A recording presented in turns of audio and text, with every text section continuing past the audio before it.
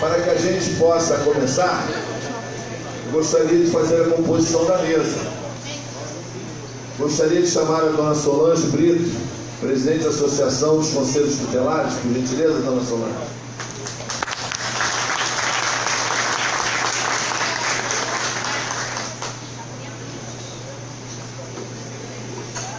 Representando a secretário municipal de Assistência Social, Jô Feital, secretário municipal. Nosso querido amigo Adriano Dias, jornalista e diretor-presidente da ONG Com Causa.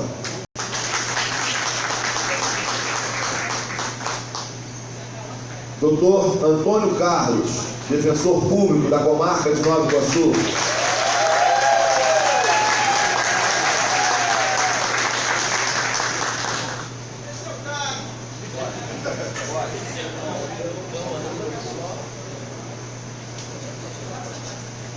Senhor Walter José Henrique Filho, presidente do CMDCA e a SENE.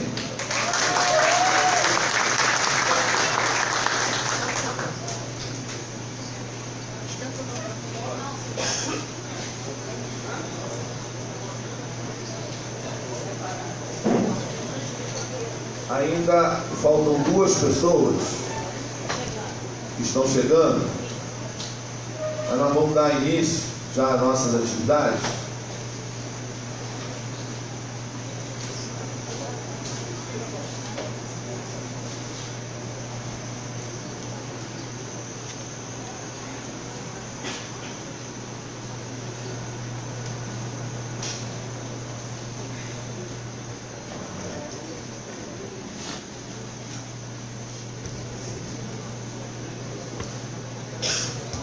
Nós vamos fazer uma demonstração de um pequeno vídeo sobre o ECA.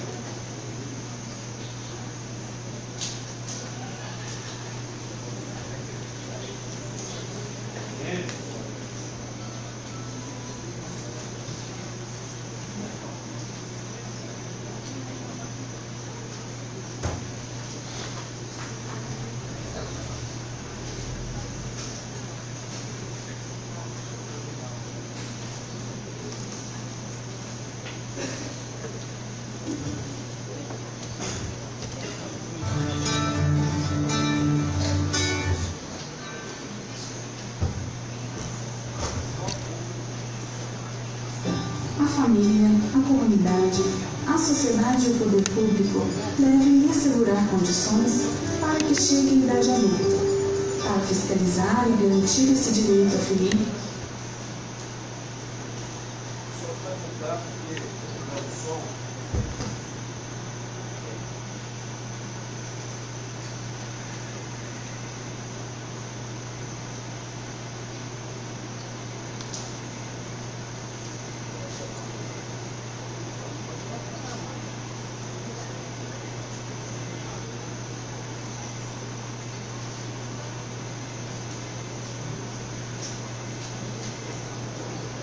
Antes de iniciarmos essa demonstração, queria convidar aí o nosso amigo Paulinho Leopoldo, que acabou de chegar, para compor a mesa aqui, por gentileza, Paulinho.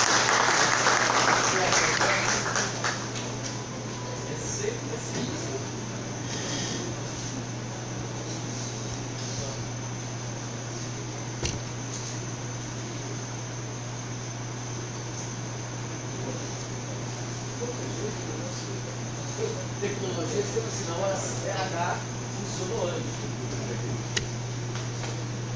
Excelência. Como é que tá? Tranquilo? Paulinho, por gentileza.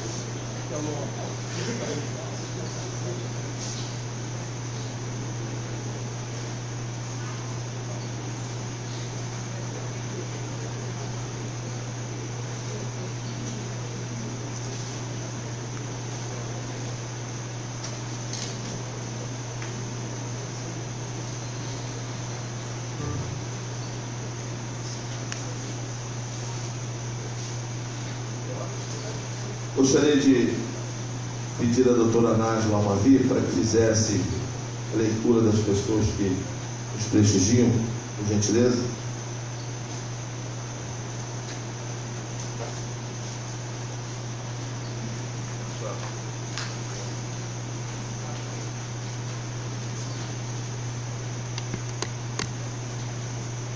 Bom dia a todos, obrigado pela presença, vereador Carlos Chambarelli. Agradeço a todos. Gostaria de agradecer a presença do senhor Antônio Atlas, representando a delegada do DEAN, presidente da Associação de Moradores de Três Corações, a dona Ana Lúcia, representando o CEPOM, Gilvaneito Souza, que é o diretor-presidente da Defensoria Socioambiental, dona Elisma, coordenadora da UBM, Marlene Assunção e Daniel, que é o presidente da Cruz Vermelha, Rosa Maria Alves, do Avicres, Daiane de Lima, do Ministério da Juventude Pop, Luiz Antunes, representando o doutor delegado da 58DP, Adriano França, Sandoval, presidente dos sindicatos químicos de Nova Iguaçu, Adriano Dias já foi citado, Camila Monteiro, da Associação de Conselheiros Tutelares do Estado do Rio de Janeiro, e Adriano Naval, presidente do CCS. Tá? Agradeço a presença de todos, tenhamos um bom dia e uma boa palestra. Senhoras e senhores, em primeiro lugar eu quero agradecer a Deus por esse momento, agradecer ao presidente da Câmara, Rogério Teixeira Júnior, que é o nosso Juninho do Pneu, a todo o corpo, os funcionários que nos ajudam, saudar aí as autoridades, os conselheiros, diretores, secretários, defensor, dirigentes de ONGs, sindicalistas, público evangélico, católico, as crianças, pais e mães, a todos vocês, o meu muito obrigado. Sou vereador de Nova Iguaçu, com muito orgulho, e cresci na cidade onde moro. Em se falando de dados da pessoa com deficiência, conforme o IBGE, 6,2% da população brasileira tem algum tipo de deficiência. A Pesquisa Nacional de Saúde, PNS, consultou 64 mil homicídios em 2013 e considerou 4 tipos de deficiência: auditiva, visual, física e intelectual. Concluindo, não poderíamos esquecer da Lei Federal de Inclusão 13.146 de 2015, Estatuto da Pessoa com Deficiência, que faz aniversário no dia 6, que fez aniversário no dia 6 da semana passada. Em Nova Iguaçu, segundo estimativas de instituições que se debruçam sobre o tema, após o Ministério da Saúde incluir o percentual de idosos, a reduzida teve um crescimento nos últimos 5 anos de 22% até 2015.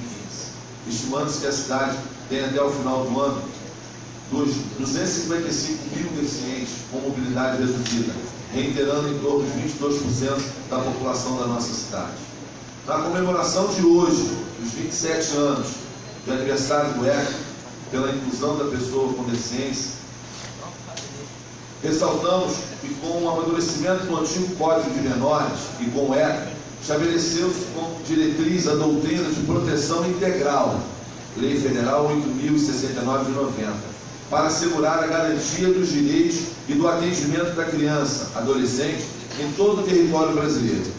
Essa lei, como uma luz, veio iluminar a todos sobre a consciência do reconhecimento da criança e do adolescente, até 18 anos, da sociedade civil, assim como de diversas declarações e documentos internacionais, principalmente a Convenção sobre os Direitos da Criança e outros compromissos aprovados e ratificados pelo Brasil durante a Assembleia Geral da ONU. Em Nova Iguaçu, o objetivo é rumo à inclusão, como foi a luta e a conquista partilhada na Lei Municipal 4.655/17, que institui a Política Municipal de Proteção dos Direitos da Pessoa com Transtornos do Aspecto Autista, e a Lei Municipal 4.606/16, que dá prioridade ao atendimento nas repartições públicas municipais ao Conselho Tutelar no exercício das suas funções. Resumindo, com a presença dos senhores, devemos continuar com propostas reparadoras que reduzam o sofrimento de muitos, degrau a degrau, pavimentando a justiça social, fraternidade e principalmente a igualdade de direito para todos e todas. Que tenhamos um bom dia, que hoje seja um marco na nossa Câmara Municipal, na nossa cidade. Quero aqui agradecer muito a minha esposa que está presente, que muito me ajuda, a minha equipe que debruçou incansavelmente para que esse dia acontecesse, para que a gente pudesse fazer parte de alguma forma para contribuir com o nosso mandato aqui na Câmara, para que a gente consiga ajudar na constituição melhor da nossa sociedade aqui no nosso país, principalmente no nosso município. Eu vou passar a palavra para que tenhamos aqui uns 5 minutos, tá bom? 5 minutos? Já está pronto? Nós, antes de darmos prosseguimento, nós vamos ao nosso vídeo preparado pelo Adriano.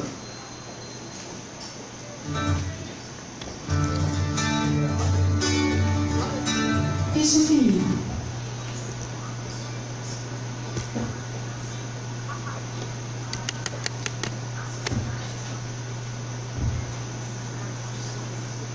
Tinha que idade adulta. Este é Felipe. Ele tem 5 anos. Por Felipe ser uma criança, a família, a comunidade, a sociedade e o poder público devem assegurar condições para que chegue à idade adulta. Para fiscalizar e garantir esse direito a Felipe e a todas as crianças, em 13 de julho de 1990, foi promulgado no Brasil o Estatuto da Criança e do Adolescente.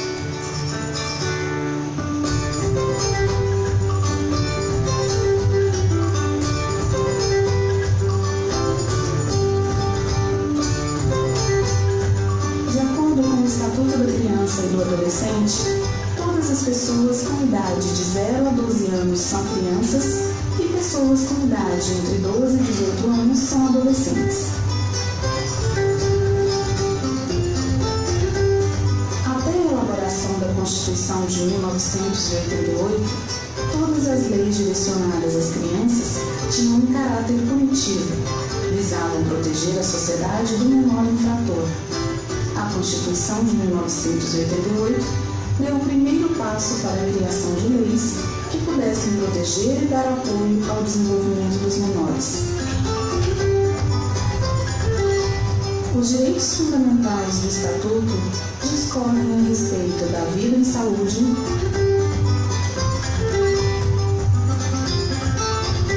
liberdade, respeito e dignidade, convivência familiar e comunitária,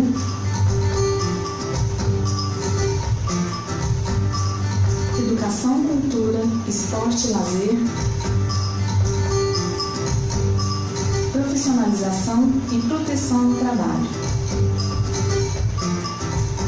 Com relação à vida e à saúde, o Estatuto apresenta os direitos da criança a partir da concepção, passando pelo período gestacional, nascimento e primeiros anos de vida. Sendo assim, é dever do Estado, por meio do Sistema Único de Saúde, assistir a mãe e a criança. Compete ao Conselho Tutelar fiscalizar casos de maus tratos às crianças e adolescentes e à Justiça da Infância e Juventude acompanhar os casos de adoção.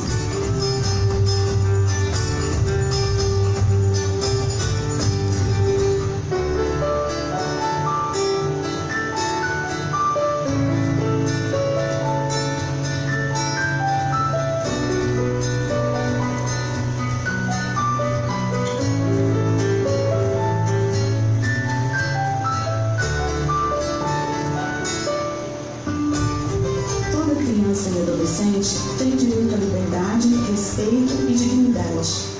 Sendo assim, o Estatuto lhes garante o direito de ir e vir, brincar, se divertir e praticar esportes, expressar opiniões, liberdade de crença, auxílio, refúgio e orientação.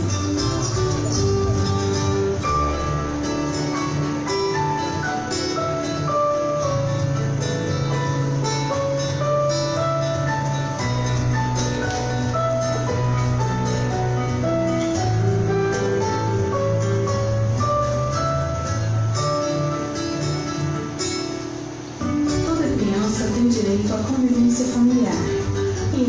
do Poder Judiciário definir pela reintegração familiar ou colocação em família substituta quando necessário.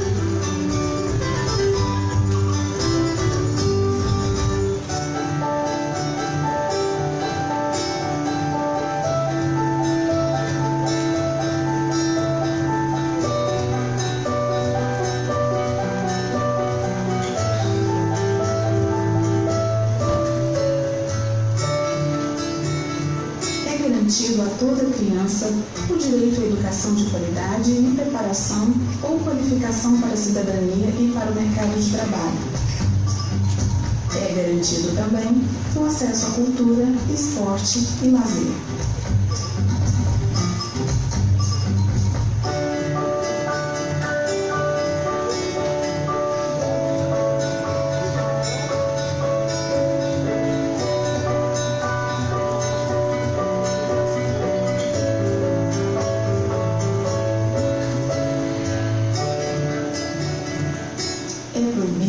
Todo tipo de trabalho a crianças e adolescentes de até 14 anos, salvo a condição de menor aprendiz prevista pela Constituição.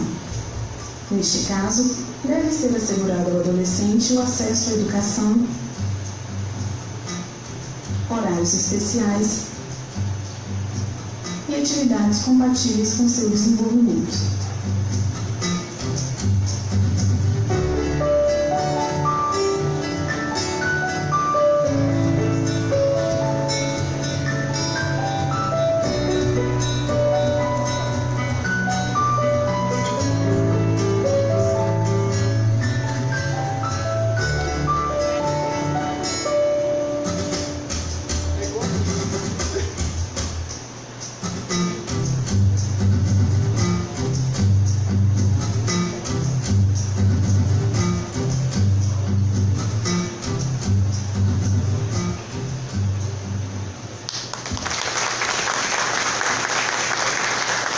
Antes de passar a palavra para o primeiro orador, eu queria fazer um registro.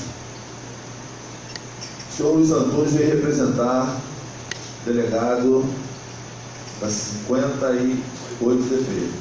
Mas, para quem não sabe, o Luiz Antunes foi vereador aqui nessa casa, muito trabalho desenvolvido aqui, juntamente com o nosso querido Paulinho Leopoldo, também foi vereador nessa casa. E eu aqui quero agradecer a presença dos dois como vereadores que foram desse legislativo. Muito obrigado. Gostaria de passar a palavra para a dona Solange. Dona Solange, a senhora tem 5 minutinhos aí para a senhora fazer o seu discurso.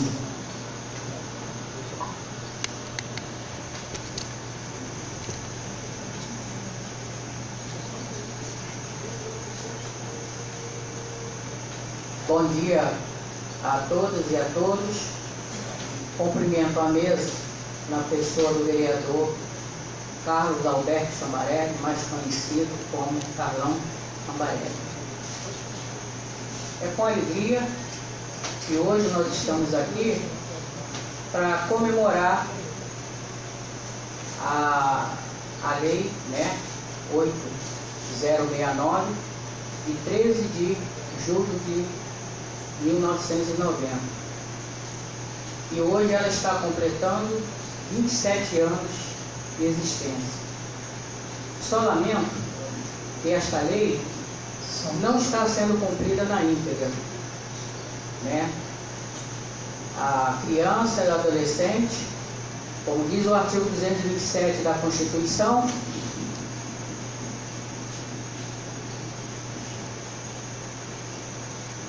como fala o artigo 227 da Constituição, que a criança é prioridade absoluta nos seus direitos. E lá no artigo 4º também fala que a criança tem prioridade absoluta, e isso não, na realidade não acontece. A criança não tem acesso à educação, à saúde, à cultura, esporte, lazer, tudo que ela precisa para o seu desenvolvimento psicossocial. Então, o governo não está cumprindo o seu papel. A gente vê aqui a categoria dos conselheiros tutelares, que estão com dificuldades de exercer essa função pública relevante, como diz o artigo 135 do ECA. Eles querem trabalhar, mas eles não têm a estrutura necessária. Às vezes, os usuários, a própria sociedade, acha que o conselheiro não quer trabalhar. Não é isso. Ele não tem condições, né, de trabalhar. Falta carro, falta material administrativo e outra coisa, falta principal, os funcionários para ajudá-los a garantir o direito das nossas crianças e adolescentes da nossa cidade, né? A gente vê, né? Tá aí a lei foi alterada há pouco tempo, em 2015, em dezembro, foi promulgada a nova lei do Conselho Tutelar, e essa lei não está sendo cumprida, dando a prioridade para que eles possam realmente exercer com dignidade, né, essa função que eles escolheram. Se hoje eles estão aqui porque eles quiseram participar e contribuir com a sociedade, né? Agora, falando sobre o tema que hoje vai ser apresentado aqui, é sobre a inclusão dos portadores de deficiência. O artigo 11 fala sobre isso, a saúde, né, dos portadores de necessidade, o artigo 11, parágrafo 1º, que fala sobre o direito que a criança e adolescente tem que ter acesso à saúde, ao SUS, né, que é o Sistema Único de Saúde. E geralmente a gente vê como está a saúde na nossa cidade, no nosso estado e no nosso Brasil, né? Isso não é só aqui em Nova Iguaçu que acontece, né? Então a criança, a família está sem acesso aos seus direitos, né? E também o artigo 54 fala sobre a educação aos portadores de deficiência, de ter acesso ao ensino público de qualidade e também na rede privada também, né? E às vezes a criança é rejeitada, é recusada. E isso é crime, fazer isso só pela criança ter a deficiência. A família não tem culpa se a escola não tem as condições adequadas para ela estar inserida com as outras crianças, né, que são normais, que não têm nenhuma deficiência. Também tem o artigo 66 que fala sobre o trabalho dos portadores de deficiência, né? O adolescente também tem o direito de ter o acesso ao trabalho, né? E nesse caso tem aquele programa chamado o Jovem Aprendiz, que ele também pode estar inserido. Também falando sobre outro artigo do ECA também, que fala sobre a deficiência, né? Tem visual, né? Tem a surdez, né? A mental. Também tem aquele adolescente que quase ninguém comenta, é aquele adolescente também que é infrator e ele é portador de deficiência. Ele também tem que ter um acolhimento especializado na casa de custódia, né? Quando o tempo é maior para ele estar lá, né, se recuperando, né? E também isso não acontece. A gente vê a situação que é bem precária, principalmente nas casas de custódia pública, que a gente vê que não tem aquela adequação para que ele possa ser atendido com dignidade, né? Então é isso, gente. A gente, por um lado, fica feliz por ter tido essa lei, que antes era o Código de Menores, né? E como foi mostrado ali no vídeo, que a criança, nessa lei que é de 1979, ela era tratada como invisível, né? E não podia aparecer na sociedade, principalmente aqueles que cometiam ato infracional. E com a vinda do ECA, né, em 1990, a vida, né, melhorou. Agora o governo é obrigado a ver a criança e adolescente como sujeito de direito, né? E a gente tem que estar cobrando dos órgãos públicos para que realmente a política de atendimento à criança e adolescente seja permanentemente dado o acesso para que elas possam crescer em desenvolvimento, tá bom, gente? Eu agradeço aqui a oportunidade da gente hoje estar comemorando e parabenizo o vereador por essa iniciativa de estar fazendo esse evento para sempre nós estar lembrando que a criança e o adolescente é prioridade, tá? Muito obrigado. Hein? Representando o secretário municipal de Assistência Social, queria pedir a palavra da Jo Feital. Bom dia a todos e a todas.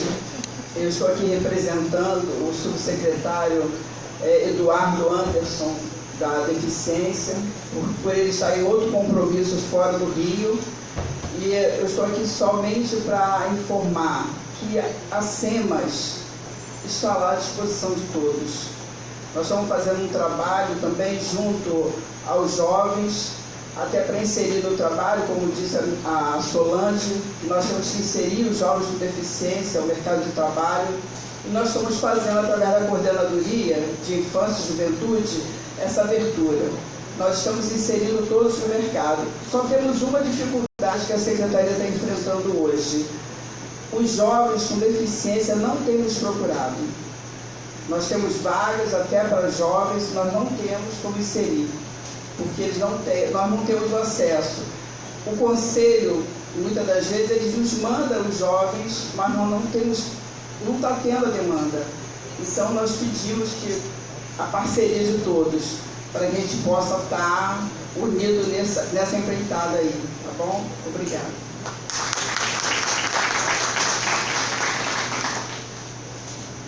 Passo a palavra ao senhor Walter José Henrique, presidente da CMTCA e ACM. Bom dia a todos. Cumprimento a mesa, o excelentíssimo vereador Carlão, como é sempre conhecido. Eu só queria parabenizar pelo evento, porque hoje está completando realmente 27 anos do ECA. Mas para cumprir realmente esses anos todos, nós devemos lembrar o seguinte, que só a mobilização social da sociedade civil que vem realmente mobilizando para que esse ECA seja cumprido aqui na nossa cidade de Nova Iguaçu. Por quê? A inclusão, que é o tema do deficiente, está vindo muito tarde. Isso já era para vir há 27 anos atrás. As pessoas que têm deficiência têm muita dificuldade para conseguir tudo que eles têm de necessidade, como a Solange falou, a saúde, o lazer, o esporte, a cultura, muita dificuldade. Principalmente a sensibilidade, que ainda está aquém ainda, não está totalmente 100% no nosso município. E queria dizer também que, para que o ECA fosse realmente cumprido na nossa cidade, não só a sociedade civil, mas como o governo, deveria realmente ver os nossos conselheiros. Por quê? Existem várias dificuldades, mas não só desse governo, mas se já vem de governos passados, vem anos e anos e anos e anos a mesma, batendo na mesma tecla. Então eu, como presidente do CMTCA, estou aqui à disposição do governo, à disposição dessa comissão que foi formada agora, para tentar modificar, não 100%, mas ajudar os conselheiros tutelares do nosso município, porque eles merecem, eles estão lá na ponta para fazer o serviço que o ECA traz para o nosso município. Então eu queria parabenizar e deixar que as pessoas com deficiência não estão esquecidas. Não estão esquecidas. Eu poderia dizer aqui que eu sou presidente da Associação das Crianças Excepcionais de Nova Iguaçu, ACM, há 25 anos. Eu atendo cerca de 280, 350 pessoas com deficiências por dia. E sem realmente ver nenhuma verba do município Estou há um ano realmente sem receber nenhuma verba, mas a instituição está lá, firme e forte, para atender todas as pessoas com deficiência do município. Porque realmente acredito num Deus que está do meu lado, está fazendo com que eu tenha força suficiente para manter aquele projeto que está lá. Gostaria de lembrar a vocês que a CN, há 10 anos, 15 anos atrás, ela foi dita como fantasma, como Walton 71, e nós estamos lá há 25 anos, formados, atendendo, uma clínica de primeiro mundo, que tivemos a presença do nosso vice-prefeito, semana passada, que elogiou a CN e simplesmente falou com a simples palavra: por que o poder público esqueceu? Isso aqui é um barra-dó recente do município, não só, mas sim para as pessoas com deficiência, porque eu gosto de tentar ajudar todas essas pessoas do nosso município com deficiência. Eu agradeço muito pela presença e vocês estão de parabéns. Vamos em frente, eu estou aqui para ajudar o que puder para fazer por todo mundo da nossa cidade, do nosso município. Um abraço.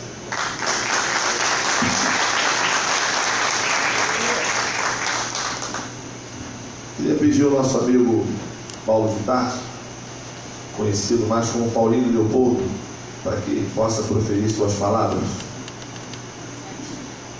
Cumprimentando o amigo Carlão Chambarelli, a gente cumprimenta toda a mesa, um abraço a todos os presentes. É com muita alegria que a gente está aqui hoje, e como sou advogado também, eu queria não tocar em lei, até porque a partir do momento que nós passamos a citar lei, a gente perdeu o relacionamento humano. E a cidade, por força de leis aplicadas, começou a perder suas entidades civis. As entidades civis começaram a encolher. As entidades de amparo à criança começaram a encolher. Começaram a diminuir o seu atendimento. O Conselho Municipal de Defesa da Criança e do Adolescente e o Conselho Tutelar, que deveriam estar irmanados junto com as instituições contra algumas demandas provindas do poder público, do Ministério Público, do Judiciário, se alinharam com eles. E nós, lamentavelmente, nós que ficamos na ponta, vejo aqui lá o nosso amigo Vanderlei Sabino, lutador antigo pelo direito da criança, e outros aqui presentes, e nós ficamos como que impressionados. Eu, acostumado a receber correspondência de desembargadores e juízes com um final de apreço e carinho, comecei a receber correspondência do Judiciário e do Ministério Público, quase que com ameaças. E eu comecei a achar que eu, como representante da instituição, uma das mais antigas do amparo à criança na região, que é o Lar de Jesus, fundado em 1940, e diretor do Colégio Leopoldo, que é o instituto regular e oficial mais antigo da nossa região do Recôncavo Fluminense, comecei a achar que eu estou atrapalhando. Comecei a receber no Lar de Jesus amantes de traficante em risco de vida, menor infrator. Eu fiquei apavorado com essa conotação e achei por bem suspender a atividade do Lar de Jesus por um período até que eu me acomodasse. Eu, acostumado a conviver com o Dr. Ciro Darlan, acostumado a conviver com o Dr. Alírio Cavalieri, com pessoas do Rio de Janeiro dedicadas ao amparo à criança, aqui em Nova Iguaçu, com muita saudade do Dr. Francisco. Aliás, Carlão, eu queria pedir a você uma homenagem ao Dr. Francisco, que inegavelmente foi um dos últimos juízes que carregou nos ombros. Doutor Antônio Carlos está aqui, tá? Se eu estiver falando mentira, por favor, doutor, me interrompa, defensor público, junto com a doutora Heloísa, outra lutadora, que me parece que voltou para Nova Iguaçu, né, doutor? Doutora Heloísa é defensora pública fabulosa. Eu tenho 2 ex-alunos lá na defensoria, a doutora Gisele Góes e a doutora Serrano, são ex-alunas, uma colega, outra eu tive o privilégio de ser professor. Então nós começamos a ver que eu estava mal situado. Eu é que estava incomodando a sociedade. Alguns desses fatos o doutor Antônio Carlos é testemunha. E a gente começou a ter colisões. Eu achei por bem, Carlão, suspender um pouco a atividade do Lar de Jesus. O Lar de Jesus começou a perder a finalidade. De certa feita eu recebi 5 menores, uma grávida de um traficante sob risco de vida. Eu não tenho essa função social, Carlão. E comecei a me preocupar que caminhos nós estávamos tomando no amparo à criança. E nós estamos vivendo um momento tão difícil, que quando eu tive o privilégio de ser secretário de Educação em Nova Iguaçu, e mais ainda ser secretário de Educação em Guapimirim, peguei Guapimirim entre os 10 últimos municípios do IDEB e entreguei Guapimirim hoje no 3º lugar do IDEB no estado do Rio de Janeiro, quer dizer, tenho trabalho para apresentar.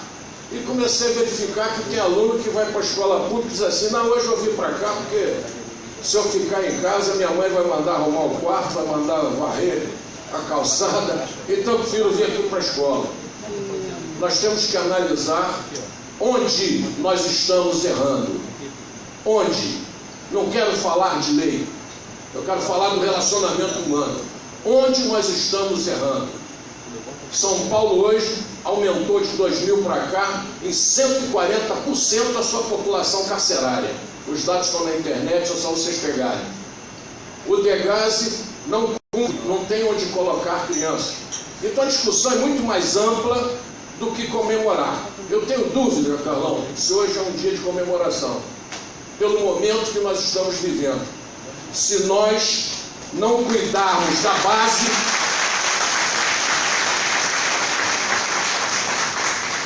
se nós não cuidarmos da base, não cuidarmos das escolas, não cuidarmos dos menores, nós vamos ficar enxugando gelo.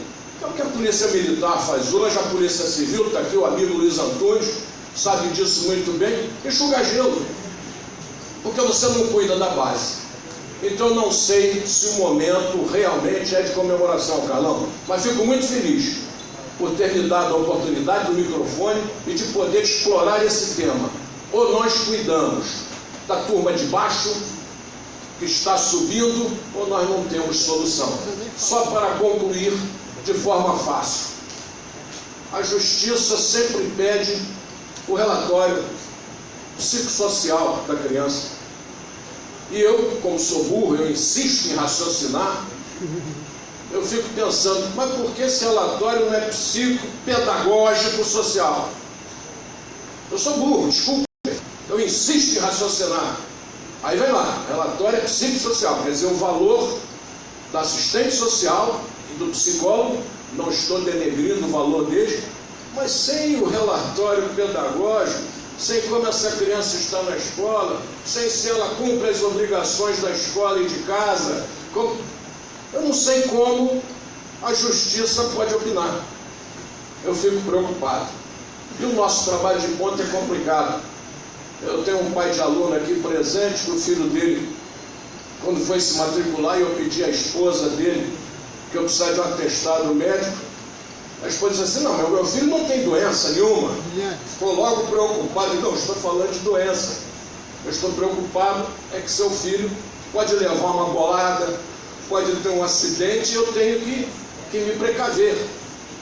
E essa criança hoje está lá conosco, muito bem, graças a Deus, participa de tudo, mas cada vez que ela entra lá num jogo de queimada, cada vez que ela entra num basquete, o pai sabe que eu fico preocupadíssimo. Então a inserção é nossa. Nós estamos na execução. CMDCA, Conselho Tutelar, estão no meio. Nós estamos na aplicação direta. Nós temos que ser mais bem observados e principalmente respeitados no nosso trabalho. Muito obrigado, Carlão.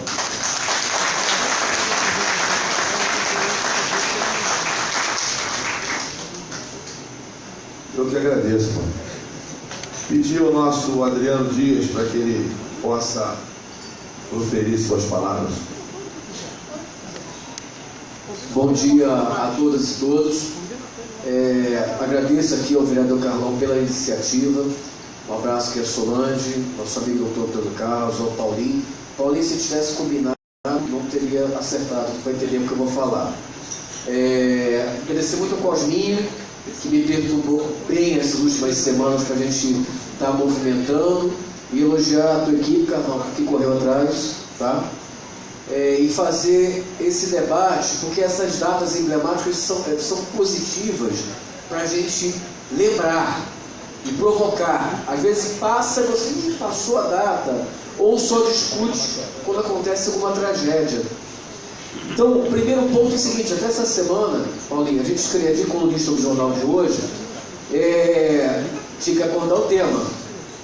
E como nós fundamos uma instituição chamada Concausa, que tem, como vamos dizer, slogan, a questão da cultura de direitos, foi uma coisa que a gente pensou para enfrentar uma coisa que na Baixada é constante, que é a cultura do desrespeito, a cultura da violência. Não adianta ter o ECA, ter uma norma, se a gente continua chamando ainda de moleque pivete, continua usando terminologias. A imprensa utiliza termos, o Jornal Globo botou assim: 5 menores saem de um bueiro e assustam fulana, moradores da Zona Sul. Enquanto a gente não exigir da imprensa, assim como automaticamente ela deixou de utilizar o nome das facções para não promoção dessas facções.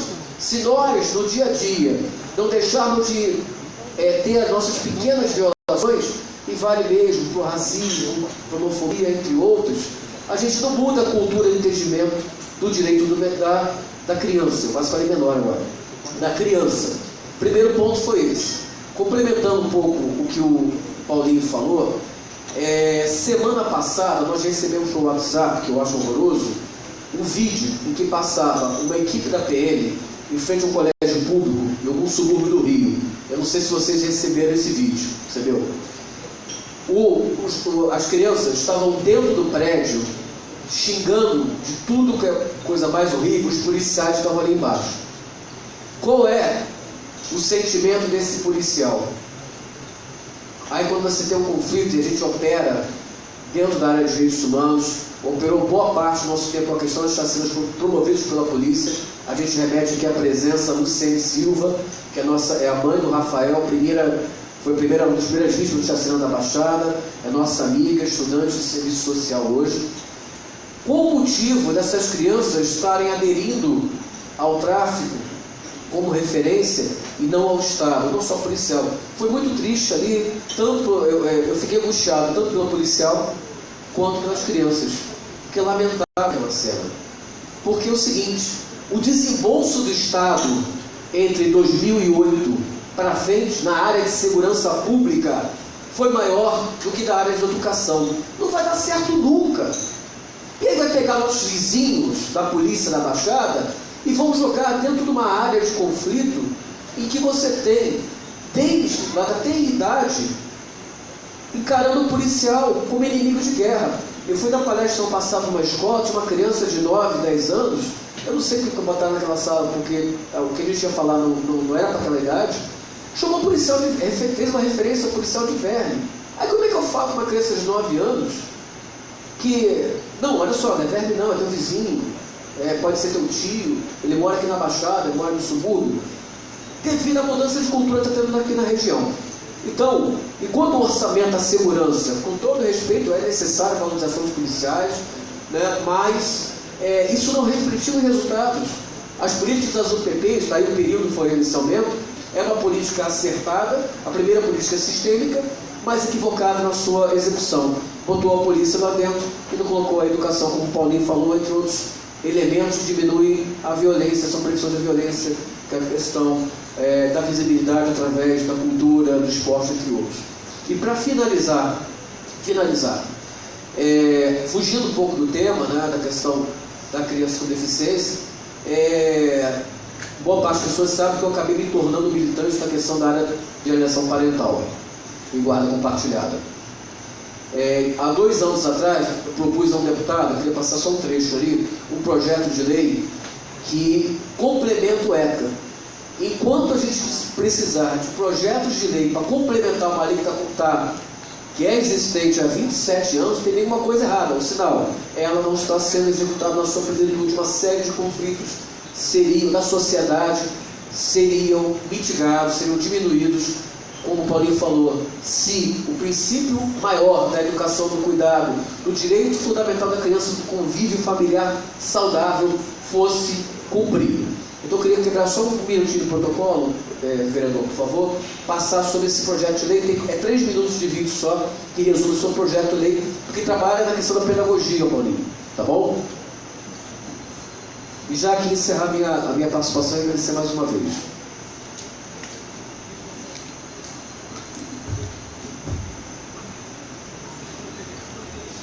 Existe uma lei federal, uma questão nova no Brasil, né, como forma de lei.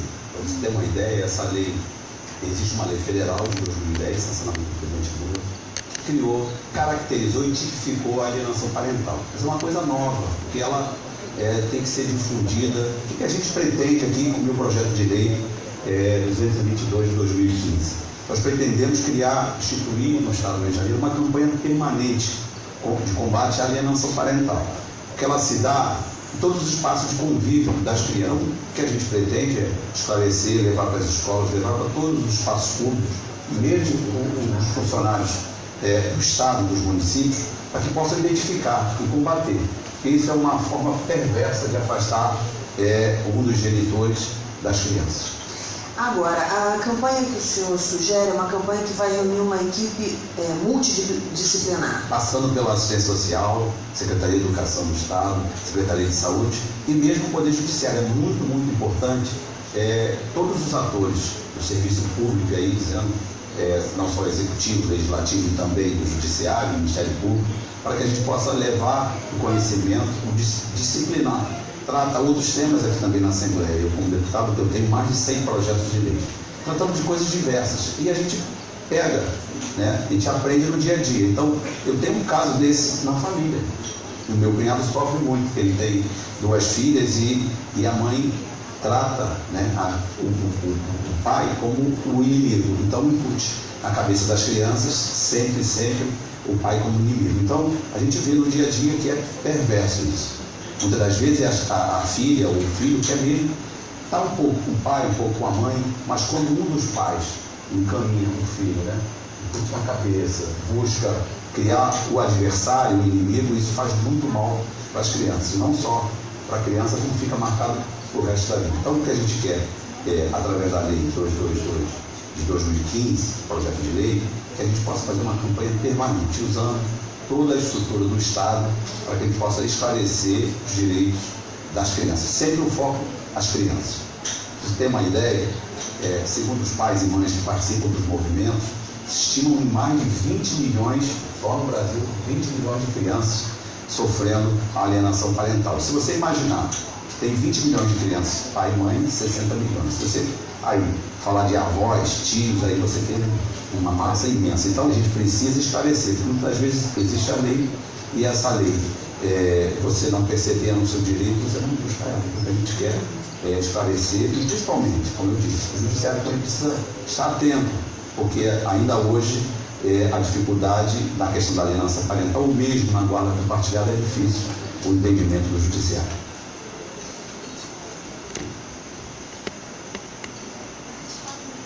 Eu gostaria de completar a mesa convidando a Emanuele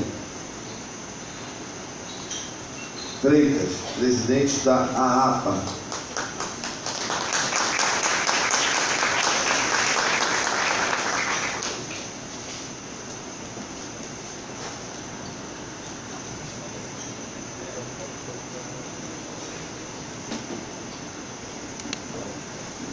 Manu, você tem 5 minutinhos. Bom dia a todos. Quero agradecer a Carlão, a equipe do Carlão pelo convite, agradecer toda a mesa.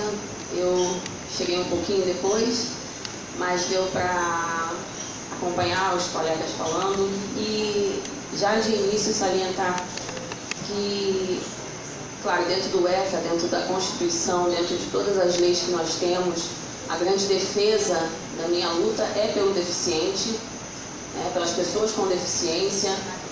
E o que eu venho acompanhando nesse período todo, e que muito chega até a mim como demanda, né, são o que será dessas crianças quando eles se tornarem adolescentes e adultos. Né? O que mais hoje em dia aflige aos pais é saber o que a lei garante para eles.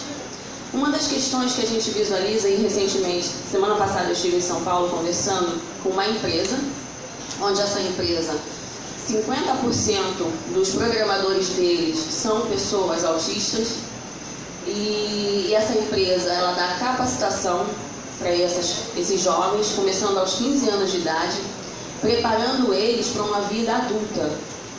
Então, dentro da Constituição, ela já garante isso. Ela garante a preparação, ela garante a visualização de habilidades.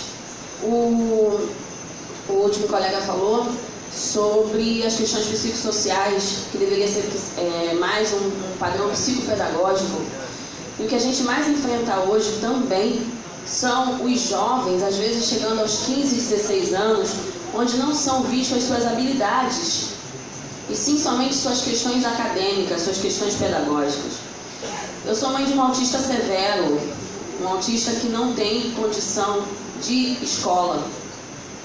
Uma escola para meu filho é quase prejudicial a tudo que ele aprende, a nível terapêutico. Mas mesmo assim eu venho tentando. Mas eu não tenho a visualização, por exemplo, de uma vida no mercado de trabalho para o meu filho. Eu vivo o outro lado da moeda. O lado daquelas mães que têm os filhos que não têm condição de trabalho, a menos que seja visto a habilidade dele. Como temos hoje o caso do Osias, um jovem com 17 anos, que hoje descobriu através da terapia a habilidade com artes plásticas. E já conseguimos esse mês agora, Carlão, a segunda exposição do Osias, onde já 3 quadros dele foi vendido. Então isso é o que a gente visualiza hoje. Preparar esses jovens através do direito, tanto da Constituição, do ECA, da Declaração de Salamanca e todas as leis que o Brasil tem, porque nós somos recordes em leis para o deficiente, preparar esses jovens para que eles entram. E um dos questionamentos dessa empresa foi: nós precisamos preparar eles na adolescência, onde eles estão, visualizar mesmo quais são essas crianças que quando chegar na fase da adolescência vão ter uma habilidade para ser trabalhada. Aqui em Nova Iguaçu, nós temos um polo industrial imenso. E eu conheço diversas empresas, por exemplo, citar sem preocupação a Grafino, a empresa Condor, são empresas que fazem tanto a preparação desses jovens para a entrada no mercado, como eles pedem as nossas ajudas, como ONGs, que trabalham com os deficientes para ajudar o treinamento desses meninos ou meninas. Temos, sejam eles deficiente visual, deficiente auditivo. Então, a gente hoje, eu acho que a gente tem que mudar essa visão de que, por exemplo, o jovem vai estar com 22 anos, 32 anos, e ele vai estar dentro só da escola. Quando na escola tem que preparar esse jovem, por exemplo, com oficinas, com questões mais voltadas ao mercado de trabalho no futuro. Pegar jovens que realmente têm condição acadêmica e trabalhar as questões acadêmicas. E pegar os jovens que não têm condição acadêmica e preparar habilidades de trabalho. Mas principalmente instruir aos pais. Porque se a gente vê hoje o mercado de trabalho não funcionando, é porque os pais têm receio de perder, por exemplo, o BPC Loas. Uma coisa que ficou muito sem esclarecimento. Que na realidade o benefício é do jovem. Mas se ele trabalha, igual eu ouvi de uma mãe, eu ofereci um trabalho onde ele ia ganhar R$ 1.500 por mês, plano de saúde, plano odontológico, todos os benefícios, e a mãe não deixou. Porque ela falou: e se ele perder o emprego, ele perde o emprego e perde o benefício. E não é isso, gente. As pessoas ainda não sabem realmente como funciona. A gente vive na sociedade onde as leis elas ficam pontuais na gente que convive, mas não há uma preparação da sociedade. Isso aqui hoje, essa movimentação hoje, como outras tantas que a gente tenta promover, trazer a sociedade para cá, para que eles vejam realmente como é que funciona o legislativo, que as pessoas não conhecem. Acabei de vir no Uber, o rapaz não sabia que aqui era a Câmara dos Vereadores, para você ter uma ideia. Então a gente tem que trazer isso à tona, fazer com que a sociedade entenda. Estar ao lado das famílias. A gente vive a questão escolar. Exemplo, chegar aqui hoje foi muito complicado. Você pegar uma mãe, Carlão já visualizou como é o meu dia a dia. Quando você tem um filho com uma deficiência leve, ou que ele tem uma autonomia, é mais fácil. Agora, pegar uma mãe que ela não tem um suporte psicológico para poder cuidar de um filho com uma deficiência severa, e ela ainda ter que perguntar e se questionar se esse filho um dia vai chegar realmente ao mercado de trabalho. Então eu acho que a gente está nesse movimento, eu, Cosme, sempre na luta, sempre buscando. Eu acho que a união principal, assistência social, educação, saúde, tem que andar de braços dados para a questão do deficiente. E eu digo deficiente, gente, não só os deficientes realmente com laudos não, porque esse número é de 2% da população. Hoje nós temos uma sociedade que vive com crianças, a grande maioria, são 70% das nossas crianças dentro de escolas hoje, o nosso alunado é com transtornos e dificuldades, tanto de aprendizagem como de vida. Não são deficientes laudados. Então a gente vive hoje uma necessidade de unir governo e sociedade cada vez mais. Eu agradeço imensamente a todos, obrigada pela oportunidade de falar, que o dia seja muito proveitoso para todos. Obrigada.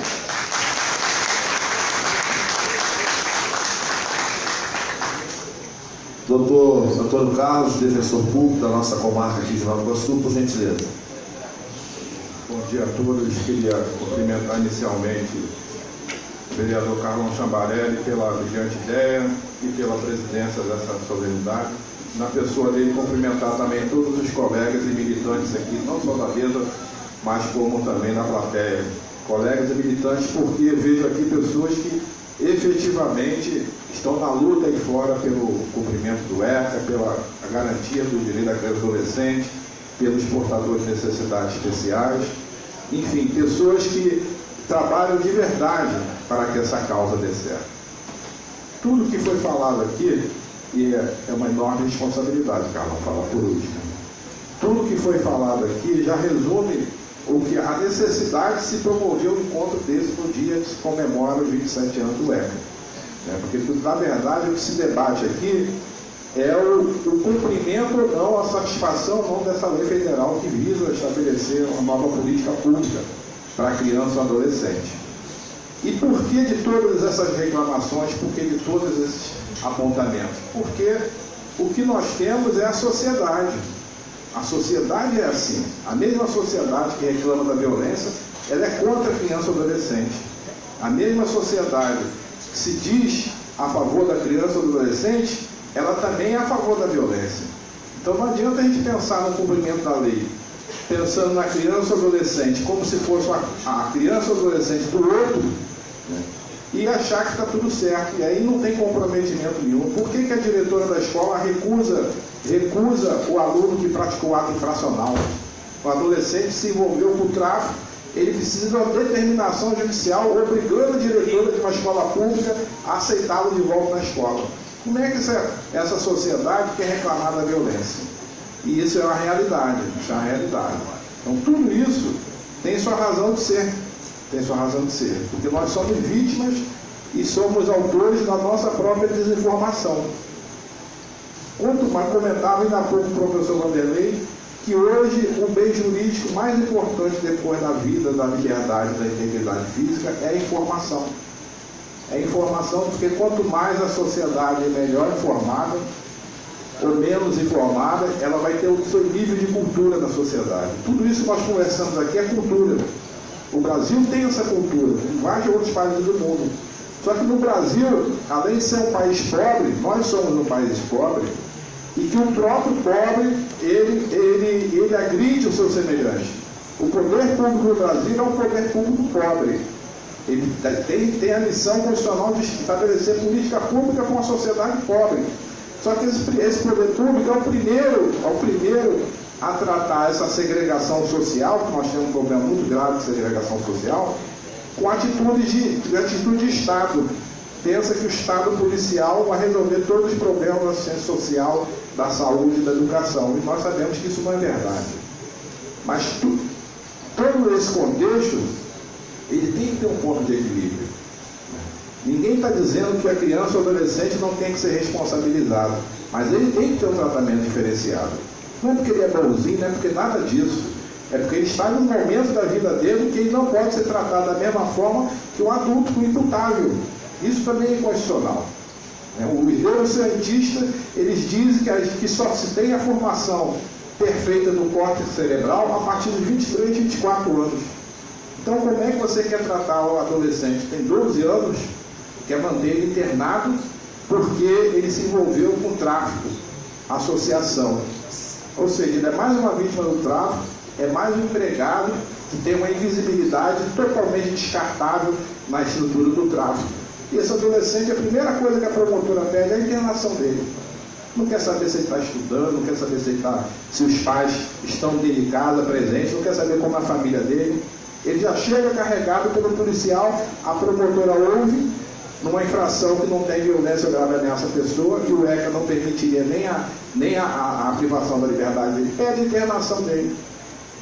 E ele vai lá para o estabelecimento, e com todas as suas dificuldades, ainda é melhor do que o sistema penitenciário.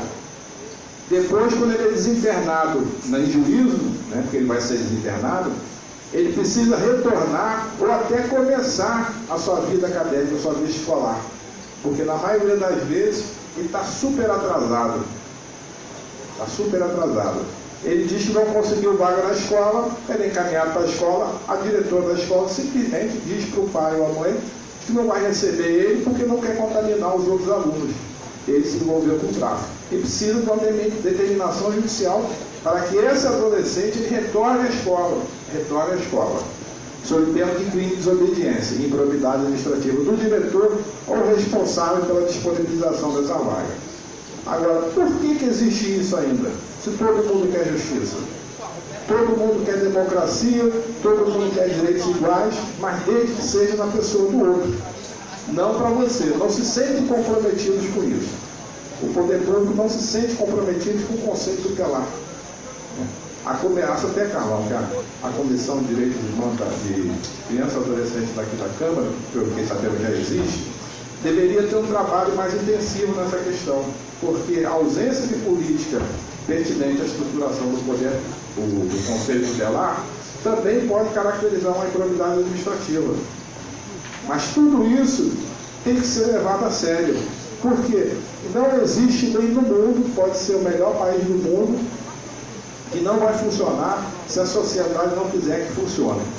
Rico ou pobre, se as pessoas não se comprometerem com essa convivência social pacífica e harmônica, não tem sociedade que evolua, não tem sociedade que dê certo. Então, Paulo, a gente tem que pensar na sociedade, mas a gente tem que pensar também que a sociedade é um sistema jurídico. Não existe mais essa diferença entre social e jurídico. É social e jurídico. E jurídico. Não existe processo puramente social, processo puramente administrativo, processo puramente judicial. São questões que se entrelaçam.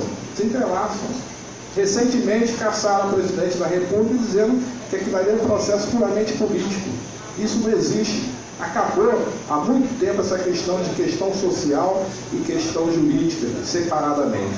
Ora a questão social, ela antecede a confecção da norma jurídica, ora a norma jurídica, ela traz uma nova concepção social para essa sociedade. Então não existe isso. Isso é problema da Câmara, isso é problema do Executivo, isso é problema do Judiciário. Não, isso é problema da sociedade, é problema de todos nós. É problema de todos nós. Se fala muito em transversalidade da política pública e ninguém fala o que é transversalidade. Como é que você vai pensar em transversalidade se a sociedade ela age compactada e isoladamente? Você não vai ter nunca transversalidade. Transversalidade é a efetivação real da política pública em todo o segmento.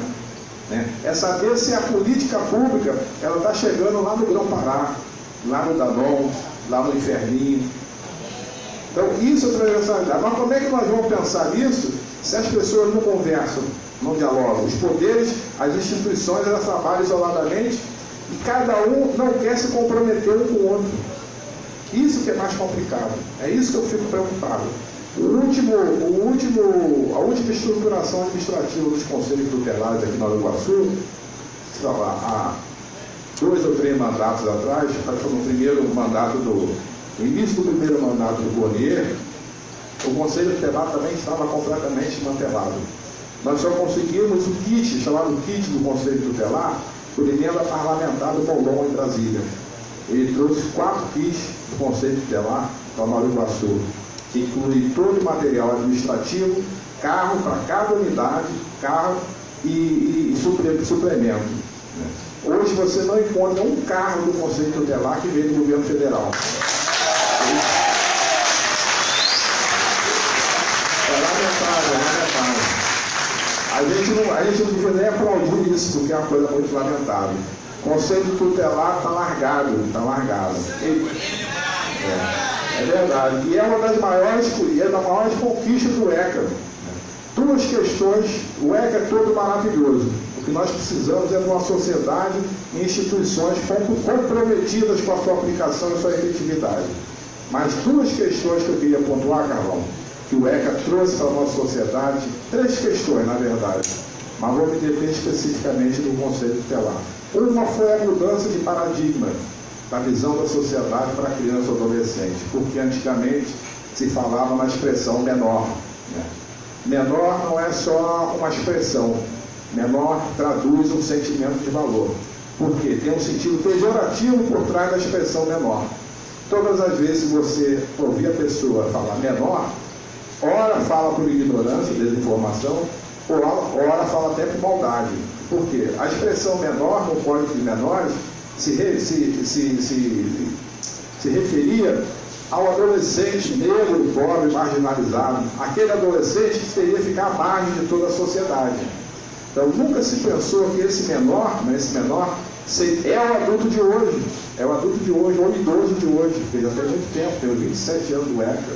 Então o Código de Menores já era aplicado há muito tempo, era um código horrível, porque tratava o adolescente como cidadão de 2ª ou 3ª categoria. Ninguém pensava que ele seria a sociedade hoje. Então o ECA veio trazer essa mudança de paradigma, referência em relação a essa pessoa. E não se fala só criança e adolescente por simples bom gosto. Tem toda uma política pública por trás disso. Tem toda uma política pública que diz que a criança não pode ser discriminada, que diz que a criança não pratique ato infracional, porque ato infracional só a partir dos 12 anos. E isso não é por achismo. O cara inventou lá no Congresso que o adolescente não pratica ato infracional abaixo de 12 anos. Não, porque tem todo um estudo que antecede isso. Tem a comunidade científica que está por trás disso. Você pensa no seu filho aos 5 anos e pensa se ele faz a mesma coisa quando tem os 13 ou 18. É claro que não. Isso é cientificamente, biologicamente comprovado. Então não é só a questão da nomenclatura. Tem todo um trabalho, tem todo um estudo por trás disso. E o ECA trouxe essa concepção melhor, a criança e o adolescente como sujeito de direito. Então todas as vezes que você ouvir a expressão menor, não aceitem mais essa expressão menor, mesmo que tenha sido usada de maldade.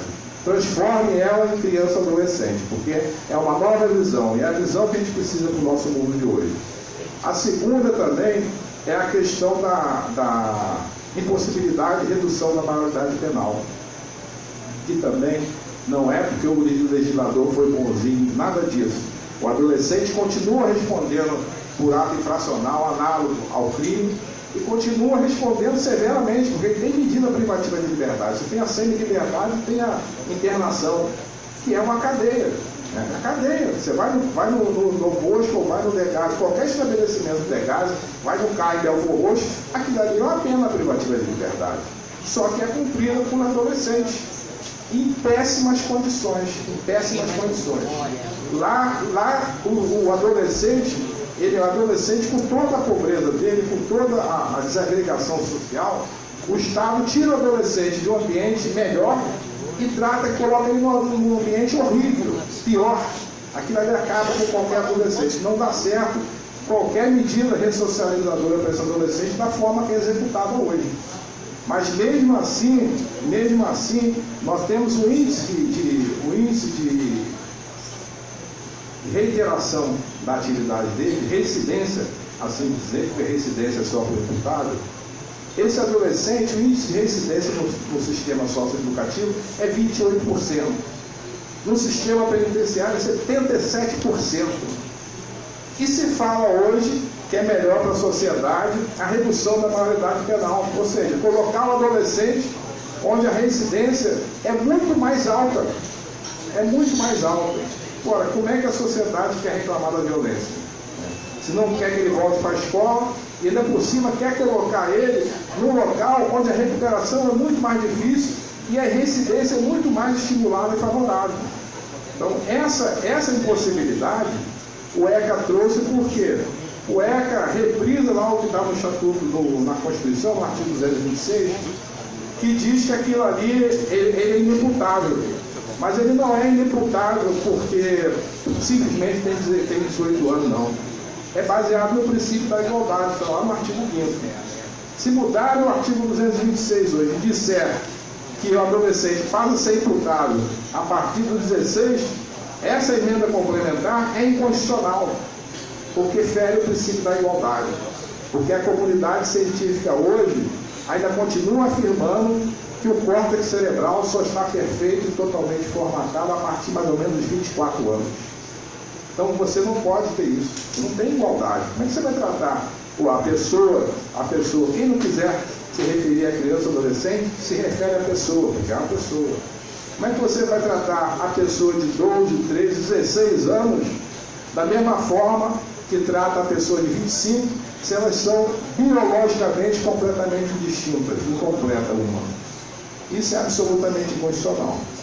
E o que deixa a gente preocupado é que a comunidade científica, os conselhos regionais e federal de medicina, as associações de neurologistas, psiquiatras, os médicos que tratam de perto isso, eles não se manifestam em nada.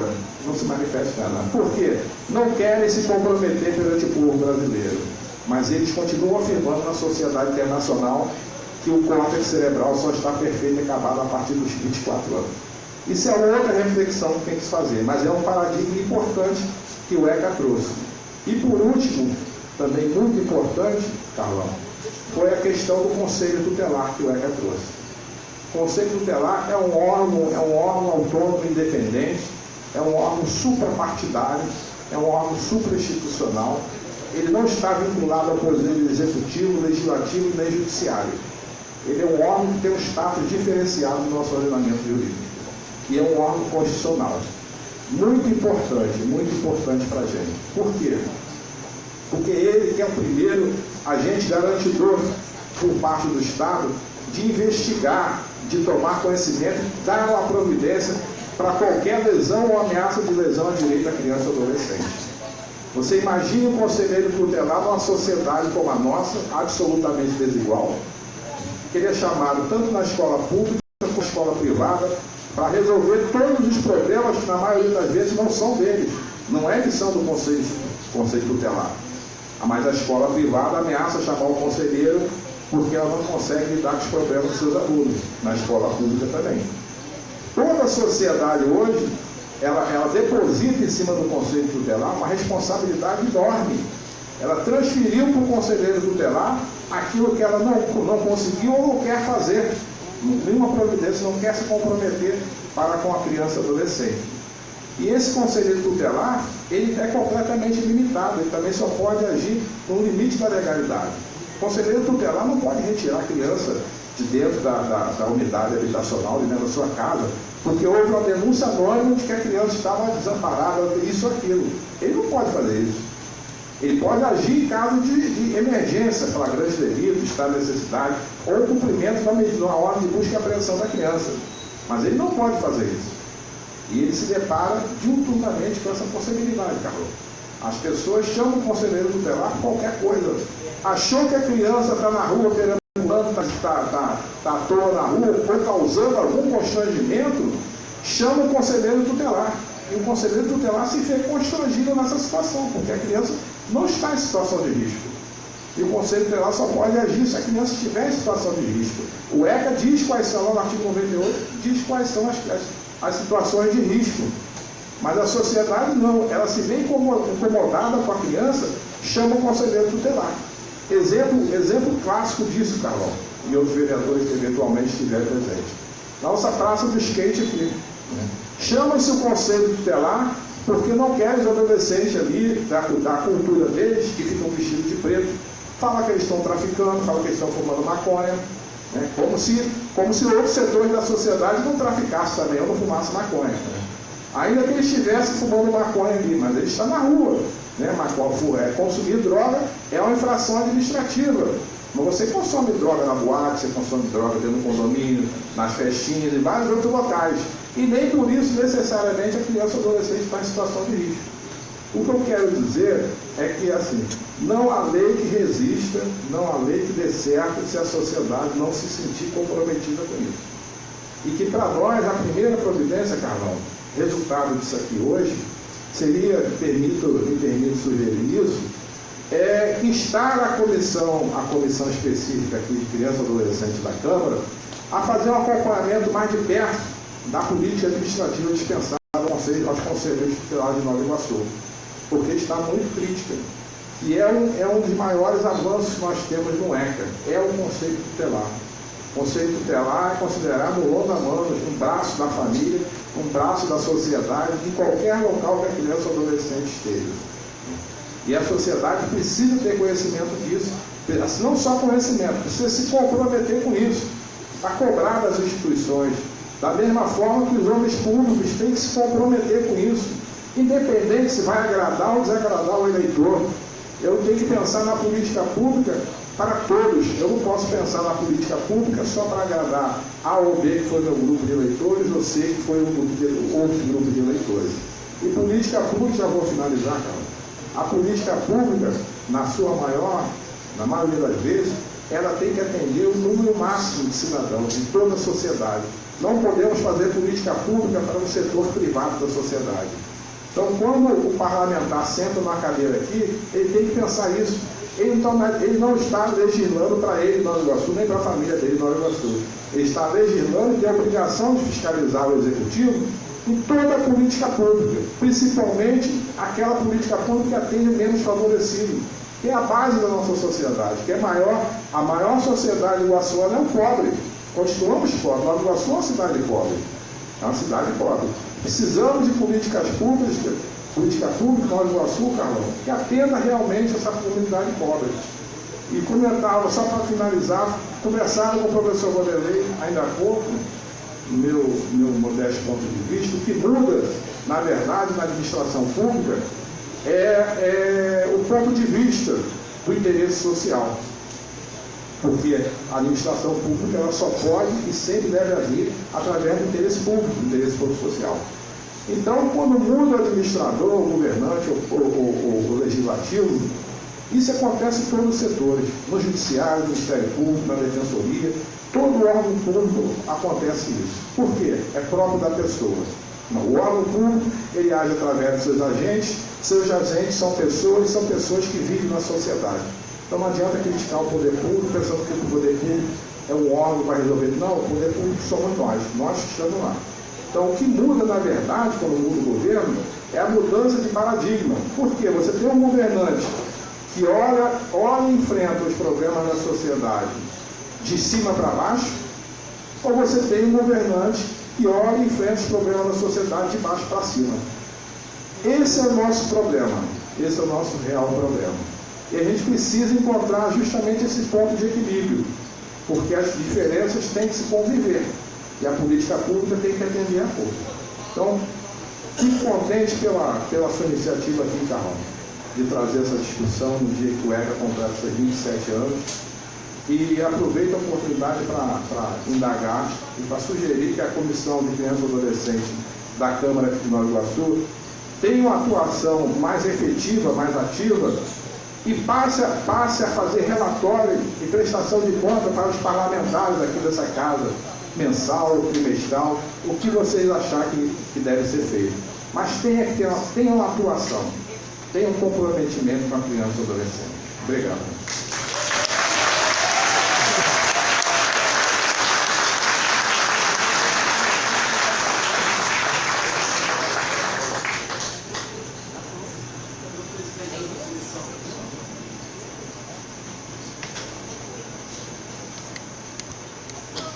Nós vamos ter agora, vou inverter aqui a ordem do nosso trabalho. Eu iria abrir para o público, para que o público pudesse falar, mas eu vou inverter aqui rápido. Nós temos aqui um grupo, uma ONG, Cisane, aqui do Nova Era, que vai fazer uma pequena apresentação para a gente. Bom dia, bom dia.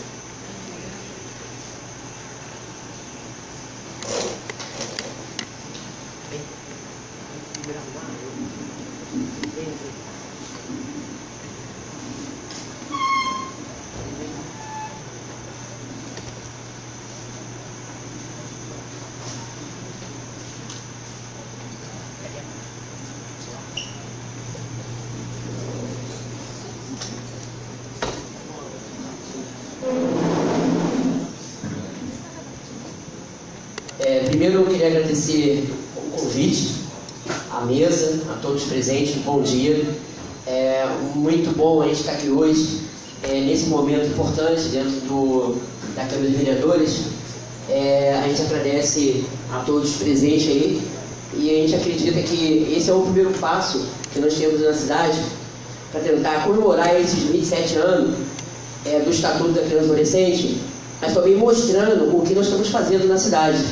Esses jovens aqui representam não só o Jardim Nova Era, mas Cabo Sul, Piquedões, Falhada, Danon, Mangueira. A cidade de Nova Iguaçu está aqui presente, através de Cisane. E eles vão fazer aqui uma apresentação rápida, que o tempo é curto também. São duas músicas, Canon e uma música do Alberto Carlos, Como é Grande o Meu Amor por Você, que é o amor pela cidade e dessas crianças que estão aí fora, precisando da nossa ajuda e que tenha o resgate social garantido, dos seus direitos da cultura, da educação e do lazer, através do processo cultural que essa cidade vem construindo. E acredito que a Câmara de Vereadores, com todos os secretários e o governo hoje, tem essa responsabilidade de mudar a referência que existe nas comunidades do entorno da Estrada de Madureira e em toda a cidade de Nova Iguaçu. Com vocês, os jovens da oficina de música lá do Cisane. Obrigado.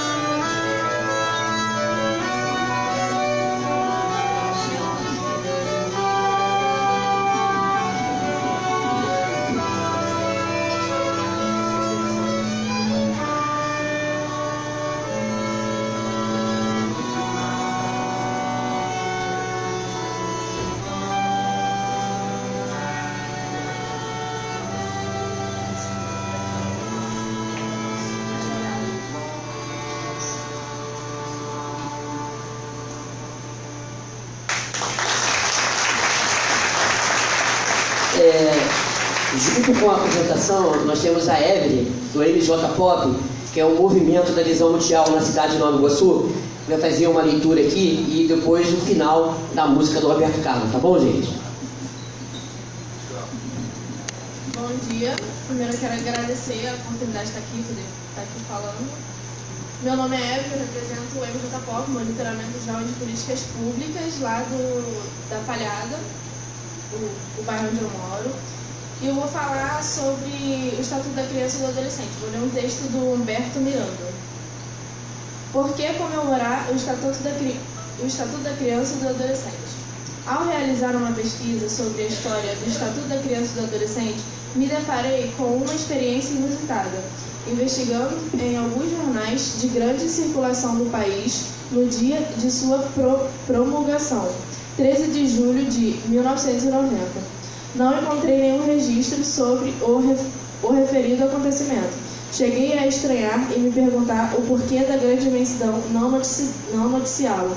Passei a pesquisar os dias seguintes, as semanas seguintes, os meses seguintes. Foi quando encontrei nos dias 12 e 13 de outubro de 1990 uma série de reportagens sobre o Estatuto, noticiando que a referida lei passava a entrar em vigor naquela data. Tudo foi pensado direitinho, afirmou Margarida Procópio, ministra da Assistência Social no ano de 1990. Segundo Procópio, o Estado brasileiro organizou estrategicamente o prazo de 3 meses para que a efetividade do Estatuto iniciou no dia em que o Brasil comemora o Dia da Criança, 12 de outubro. Nos jornais pesquisados encontrei notícia sobre as grandes mudanças trazidas pelo Estatuto. A criança dos Conselhos dos Direitos da Criança e do Adolescente e dos Conselhos Tutelares ganhava certo destaque. Também foram registradas dificuldades dos municípios se adequarem às novas normas legais. E os mais importantes, a forma dessa lei conceber as crianças e adolescentes como sujeitos de direito. A partir de 1990, anualmente, assistimos uma série de mobilizações em torno das comemorações da promulgação do Estado. Mas por que comemorar o Estatuto da Criança e do Adolescente? Enquanto historiador, penso que, para além da comemoração, é necessário construir uma reflexão sobre a trajetória do Estatuto, concebendo-o como um marco histórico, que fez mobilizar outras sensibilidades jurídica e política sobre os direitos da criança e do adolescente no Brasil. Penso também que precisamos ter cuidados com as festividades, uma vez que há uma forte tendência de cristalizar a memória. Produzir um discurso de celebração sem tecer as críticas necessárias para a efetivação dos direitos fundamentais das crianças e dos adolescentes. A historiografia contemporânea tem se preocupado com os usos políticos da memória coletiva, que, em alguns casos, ao celebrar a promulgação de uma determinada lei ou ato político, reproduz os interesses das elites políticas e econômicas. Não é o caso do Estatuto da Criança e do Adolescente. Ele é um fruto da mobilização da sociedade civil, da luta e do movimento nacional dos meninos e meninas de rua, de instituições como a Visão Mundial, que antes de 1990 já vem trabalhando na forma sociopolítica de meninos e meninas de suas famílias, além de articulações locais e nacionais que promovem a efetivação de seus direitos. Penso que a importância de produzir uma reflexão sobre a trajetória histórica do Estatuto deve estar atenta às mudanças trazidas por esta lei, sem perder de vista as permanências. O que ainda temos de Código Menor de FEBEM e FUNABEM depois da promulgação do Estatuto da Criança e do Adolescente? Olhar para o passado é perceber que o presente nos exige outra atitude. Se o mundo mudou, precisamos mudar com o mundo. Como pensar hoje as crianças e adolescentes negras, quilombolas, indígenas e ciganas? É necessário pensar as infâncias no plural. É preciso perceber as mudanças do próprio Estatuto. Ele não é o mesmo. Talvez, se o Estatuto fosse promulgado hoje, ele seria o Estatuto das Crianças e dos adolescentes. Não a criança e sim as crianças. Não o adolescente e sim os adolescentes. Volto-me novamente para a experiência da pesquisa histórica sobre o Estatuto e vejo que aquela investigação nos jornais me levou a refletir que, para setores da empresa, a efetividade da lei foi mais relevante que a sua promulgação. E, desse modo, o que deve nos mobilizar não são as leis, mas a luta em defesa de um mundo mais justo para nossas crianças e adolescentes. Mais importante que comemorar a lei é garantir a vida. O Estatuto, para além de uma lei, é um instrumento de luta pela vida digna para nossas crianças e adolescentes. Para isto, é importante olhar para o passado para entender melhor o presente. Talvez comemorar o Estatuto seja importante para não se esquecer do Código de Menores e do FUNABEM-FEBEM, que ainda se encontra permanente nos dias presente naqueles que defendem a redução na maioria penal ou ao aumento de internação. Presente naqueles que não fazem garantir a participação de meninos e meninas no espaço de decisão, como diz o poeta Carlos Drummond de Andrade. As leis não bastam. Para além da comemoração da lei, é necessário pensar a vida final, como afirma o poeta, os lírios não nascem da lei.